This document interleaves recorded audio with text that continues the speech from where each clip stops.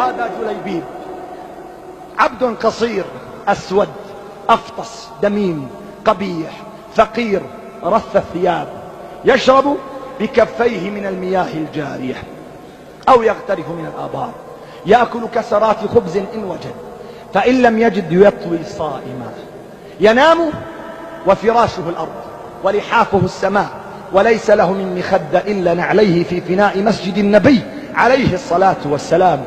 يمر يوما والنبي عليه الصلاة والسلام جالس بين أصحابه، ينظر إلى هذا الرجل جليبيب بهذه الحالة، قال: أتعرفون من هذا؟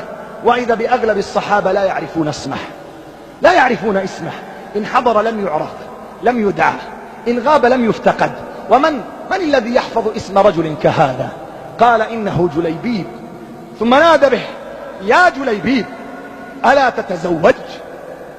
فنظر إلى النبي عليه الصلاة والسلام، لم يتفجع، لم يتأوه، لم يقل: يا رسول الله ما عندي دنيا، ما عندي مال، ما عندي، إنما ما زاد على أن قال: يا رسول الله صلى الله عليه وسلم، ومن يزوج جليبيبا في الدنيا ولا مال ولا جاه؟ يعرف أن الناس ما زالوا يحكمون بهذه المقاييس، إنه ينتظر زواج الآخرة. قال: ومن يزوج جليبيبا في الدنيا ولا مال ولا جاه؟ تركه النبي عليه الصلاة والسلام. وفي اليوم الثاني ناداه وهو يمر: يا جليبيب ألا تتزوج؟ قال: يا رسول الله صلى الله عليه وسلم، ومن يزوج جليبيبا ولا مال ولا جاه؟ في اليوم الثالث قال: يا جليبيب ألا تتزوج؟ فالتفت مستغرب من نداء النبي صلى الله عليه وسلم، قال: قلت لك يا رسول الله صلى الله عليه وسلم، من الذي يزوج جليبيبا ولا مال ولا جاه؟ قال: يا جليبيب اذهب إلى بيت فلان الأنصاري واخطب ابنته وقل: أرسلني رسول الله صلى الله عليه وسلم ويقول لكم زوجوني ابنتكم. وكانت الفتاة من أجمل نساء الأنصار، من أجمل فتيات دور الأنصار. فذهب جليبيب وطرق الباب، أرسله النبي عليه الصلاة والسلام، قال: يسلم عليكم النبي عليه الصلاة والسلام ويقول: زوجوني ابنتكم. فقال الأب: يا جليبيب لا مال ولا جاه، كيف نزوجك؟ وصاحت الأم لزوجها: أيزوج جليبيب وهو على هذه الحال ولا مال ولا جاه، وابنتنا في موقعها وموضعها التي هي فيه؟ وتسمع الفتاة المؤمنة، فتاة العقيدة، فتاة التوحيد، فتاة القرآن والسنة، فتاة قيام الليل، ليست فتاة الدشوش وفتاة التلفاز وفتاة قارعة الطريق والمنتزهات والمحلقات. تسمع الفتاة المؤمنة فتصرخ بوالديها من الداخل: كيف هذا؟ أو تردان رسول الله صلى الله عليه وسلم؟ والله إني أجزت زواجي وإني قبلت به زوجة. قالوا: يا ابنتاه انظريه، انظري شكله، انظري هندامه، انظري ثوبه، لا مال ولا جاه. قالت: والله لا أرد خاطبا أرسله النبي عليه الصلاة والسلام. ويحضر لعرسه تلك الليلة، بينما مراسيم الزفاف على بساطتها تعقد، إذ بمنادي الجهاد يصرخ في الخارج: يا خيل الله اركبي، يا خيل الله اركبي. وإذا بجليبيب رضي الله تعالى عنه يترك عروسه في زينتها، في حلتها، في أرق وأعذب وأجمل لحظة وصال ما بين رجل وامرأة، ليلة الزفاف. وإذا به يسحب يده وكأن عقربا لبغت، وينطلق كالسهم من الرمية ويلتحق بصفوف الجيش نحو الغزوة، ويقاتل مع الذين يقاتلون، وتنجلي المعركة، ويأتي النبي عليه الصلاة والسلام ويتفقد أصحابه من الشهداء، فيعدد الصحابة كل الناس إلا جليبيبا لا يذكره أحد. قال: ألا تفقدون حبيبا؟ قالوا: من؟ قال: أفقد حبيبي جليبيب، أفقد حبيبي جليبيب.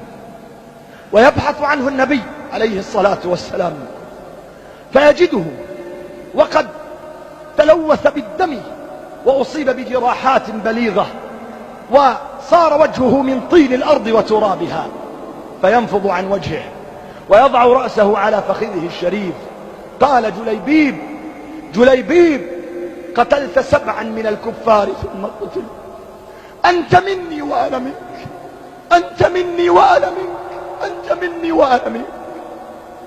ثم أشاح برأسه صلى الله عليه وسلم يمينا. قال أتدرون لما أشحت بوجهي؟ قالوا لما يا رسول الله؟ قال والله رأيت زوجاته من الحور العين يتسابقن إلى احتضانه وأعرفه رجلا غيورا فأشحت بوجهي حتى لا يغار. جليبيب لا مال ولا جاه، ونحن بكل جاهنا، بكل مالنا، بكل حللنا، بكل مالنا ماذا فعلنا؟ يا أيها الحبيب، ثمنك وقيمتك حبك لربك، اتباعك لنبيك، تعلقك بدينك، خدمتك لرسالتك. لا تزدري نفسك، لا تنصت إلى أولئك المخذلين، لا تنصت إلى ذاك الهمس الشيطاني الذي يقول لك من أنت وماذا يمكن أن تصنع. لا تزدري نفسك وكن جليبيب وقتك. فما أحوج الدين إلى أمثال جليبيب، ما أحوج الإسلام إلى أمثال جليبيب، إلى أولئك الذين يتحركون غمارا أغمارا، إن حضروا لم يعرفوا وإن غابوا لم يفتقدوا، ولكن إذا نادى المنادي يا خيل الله اركبي كانوا في الطليعة. ومنذ أعوام وعقود تنادي الرسالة بكل جراحها، تنادي العقيدة بكل آلامها، ينادي المقدس، ينادي الأقصى، تنادي دماؤنا وأعراضنا يا خيل الله. ولكن لا خيل لله تركب، لا خيل لله تركب، لا خيل لله تركب. إلهي خذنا إليك، إلهي خذنا إليك، إلهي خذنا إليك. وما عدنا نريد هذه الدار، ما عدنا نريد هذه الحياة، ما عدنا نريدها. انهض يا حبيبي، انهض من رقادك قبل فوات الأوان. الحور على أبواب السماء تنادي.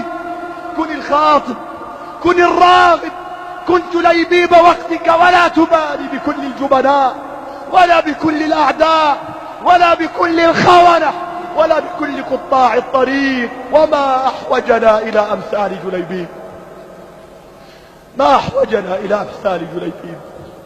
عرفتم الفرق يا سادتي؟ عرفتم الفرق بين ماضينا، بين ماضيهم وحاضرنا؟ إن ذاك الماضي صنع بأمثال جليبيب وعبد الله بن عمرو بن حرام وعبد الله بن جحش وسعد بن أبي وقاص وعمر بن الخطاب وأبو بكر الصديق، بكل تضحياتهم، بكل بذلهم، بكل ما قدموا، بكل ما فعلوا. ويأتي ختام أحدهم لكي يبكي ذنبه، يبكي عيبه، يبكي خطيئته. فماذا نقول نحن؟ ماذا نقول نحن؟ ولا حول ولا قوة إلا بالله.